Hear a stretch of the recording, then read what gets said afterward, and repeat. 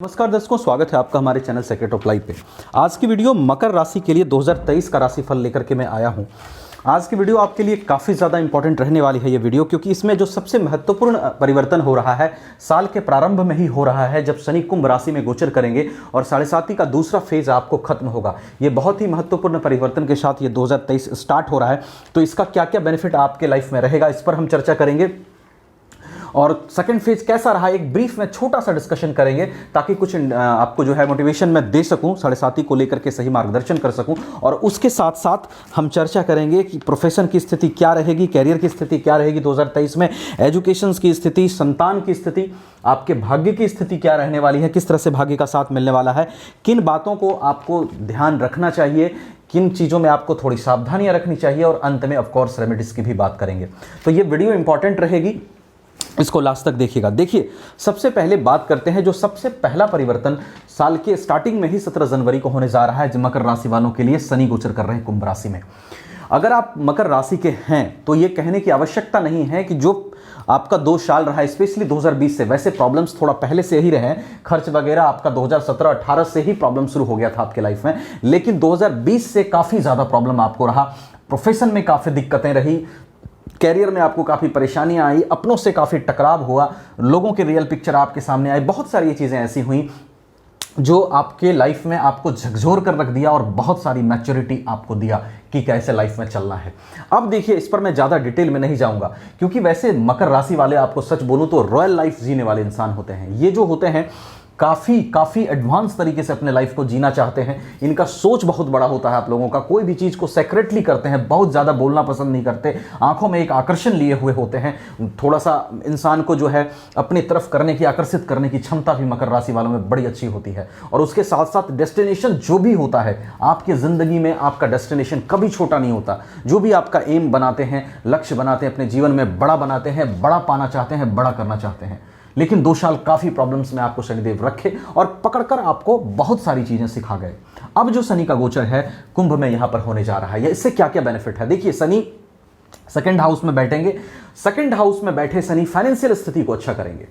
Wealth के लिए स्थिति अच्छी है, वेल्थ में आपको अच्छा रिजल्ट्स मिलता हुआ दिखाई दे रहा है। धन जमा होने की संभावना आपके लिए बढ़ेगी। जो अड़चने आपको प्रोफेशन में आ रही हैं, पिछले 2 साल में जॉब में प्रॉब्लम, प्रमोशंस में प्रॉब्लम, जॉब में, वर्किंग एरिया में प्रॉब्लम, बिजनेस में प्रॉब्लम, वो सब प्रॉब्लम कम होता हुआ नजर आ रहा है 7.5 के तीसरे फेज में। जब शनि यहां पर गोचर करेंगे कुंभ राशि में, तो पूरे साल यहां रहेंगे, तो वो सब दूसरे फेज की जो परेशानियां हैं वो बिल्कुल कम होती हुई नजर आ रही है 2023 में।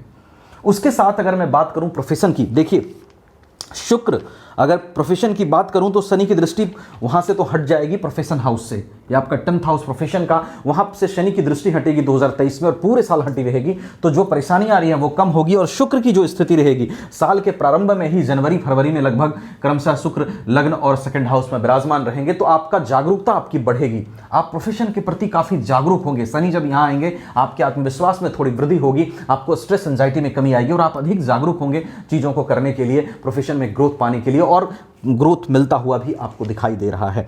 उसके साथ साथ 13 मार्च से 1 मई तक शुक्र आपके 4th और 5th हाउस में क्रमशः गोचर करेंगे। वो भी अच्छी स्थिति है, वहां भी ग्रोथ होने की संभावना आपकी अच्छी रहेगी।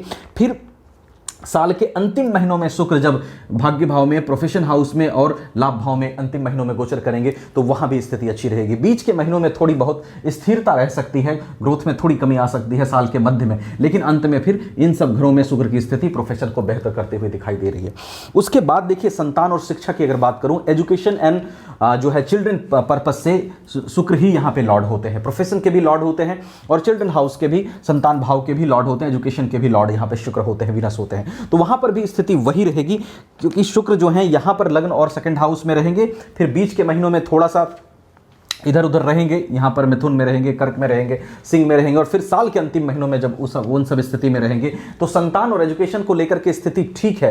किसी भी बुरे ग्रह का प्रभाव यहाँ 5th हाउस पर नहीं पड़ रहा है। हाँ, शुक्र के गोचरीय व्यवस्था से चीजें थोड़ी आगे पीछे होंगी, लेकिन अमूमन चीजें ठीक दिख रही है। साल के मध्य में थोड़ा सा संतान के साथ आप समन्वय बना करके चलिएगा, स्थिति आपके लिए ठीक दिखाई दे रही है।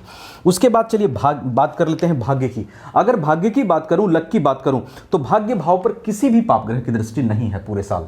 ना ही राहु भाग्य भाव को देख रहे हैं, ना शनि ही भाग्य भाव को देख रहे हैं। उल्टा 21 अप्रैल तक जो है गुरु आपके भाग्य भाव को देख रहे हैं। तो गुरु का 21 अप्रैल तक भाग्य भाव को देखना, भाग्य को प्रबल करेगा, फिर ये 22 अप्रैल से यहां गोचर कर जाएंगे। तो 21 अप्रैल तक भाग्य भाव को देखना भाग्य को प्रबल करेगा, और उसके साथ साथ बुध की स्थिति से पर भी चीजें निर्भर करेगी। फरवरी से जून तक बुध की अच्छी स्थिति है, गोचर से रहेगी, और भाग्य का साथ यहां कई कामों में आपको मिल सकता है, ये साफ दिखाई दे रहा है।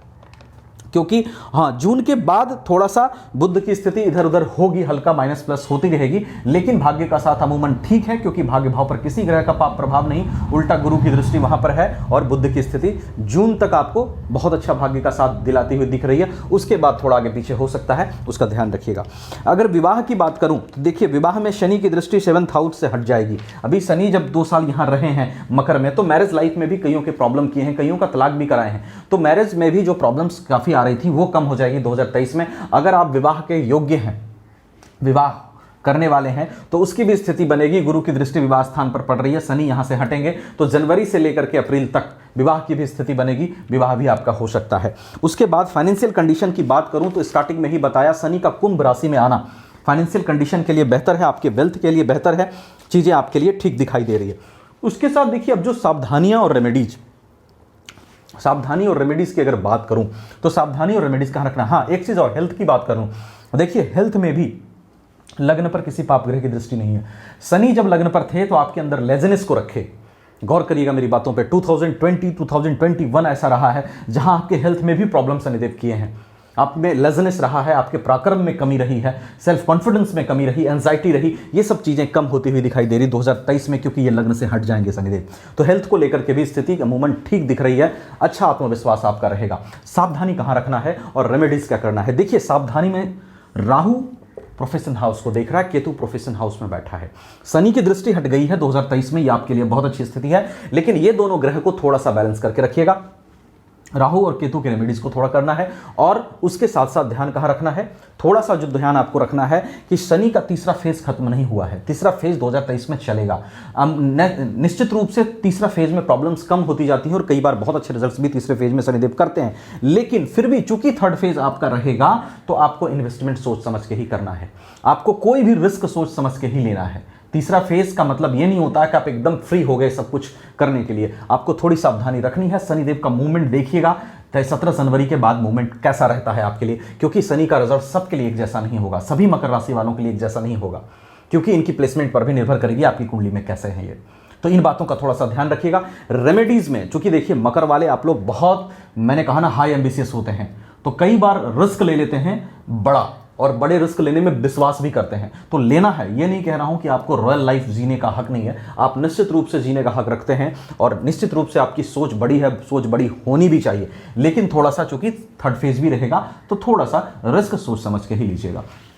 उसके बाद बात कर लूं रेमेडीज की। देखिए, रेमेडीज स्पेसिफिक जो आती है, अभी राहु केतु की भी मैं बताऊंगा रेमेडीज, जो रेमेडीज स्पेसिफिक आने के लिए तो आपको एनालिसिस जरूर करना चाहिए, क्योंकि ये जो व्यवस्था भी पूरी है, ये तो गोचरीय आधारित व्यवस्था से हमने आपको सारी चीजें बताई। इसके साथ साथ क्या सिर्फ यही मैटर करेगा? नहीं, क्योंकि गोचर की व्यवस्था सिर्फ मकर राशि के लिए हमने बताई, बाकी मकर राशि वाले जितने भी हैं, आपकी कुंडली में नवग्रह की क्या स्थिति है, आपके लग्न कुंडली में, आपके नवमांश कुंडली में क्या स्थिति है नवग्रह की, अष्टक वर्ग की में ग्रहों की क्या स्थिति है, आपका षडबल में ग्रहों की क्या स्थिति है, अष्टक वर्ग की पोजीशन कैसी है, महादशा किसकी चल रही है, अंतरदशा किसकी चल रही है, शनि की पोजीशन कुंडली में कैसी है, इन सब चीजों पर निर्भर करेगा कि आपका लाइफ कैसा चल रहा है, आने वाला समय कैसा है, और प्लस स्पेसिफिक रेमेडीज क्या आपके लिए होना चाहिए। तो अपनी कुंडली भी एक बार जरूर एनालिसिस कराइएगा इन सब जानकारी के लिए, और अधिक इंफॉर्मेशन को पाने के लिए और स्पेसिफिक रेमेडीज के लिए। अगर आप हमसे कराना चाहें, वीडियो डिस्क्रिप्शन में आपको व्हाट्सएप नंबर मिल जाएगा, आप वहां कॉन्टैक्ट कर सकते हैं, कहीं और अच्छा लगे वहां करा सकते हैं। रेमेडीज में देखिए, शिव जी की आराधना करिएगा। राहु केतु के जनरल रेमेडीज बता देता हूं, जो बिना कुंडली देखे बताई जा सकती है। तो राहु केतु के लिए आप शिव जी की आराधना करिएगा, और मां लक्ष्मी की थोड़ी आराधना करिएगा। आपका शुक्र प्रोफेशन हाउस और 5th हाउस का लॉर्ड है। मां लक्ष्मी चालीसा का पाठ करिएगा, श्री सुक्तम का पाठ करिएगा, शिव चालीसा, शिव रुद्राष्टकम का पाठ करिएगा। ये जनरल रेमेडीज जो मैं आपको गोचर से बता सकता था मैंने बता दिया, बाकी आप कुंडली एनालिसिस भी एक बार जरूर कराना। आशा करता हूं वीडियो आपको अच्छी लगी हो तो लाइक शेयर करिएगा वीडियोस को। नए हैं चैनल को जरूर सब्सक्राइब कर लीजिएगा, आगे वीडियोस और अच्छी आती रहेगी आपके लिए, और बेल नोटिफिकेशन को ऑल पे जरूर क्लिक कर लीजिएगा। Thank you so much.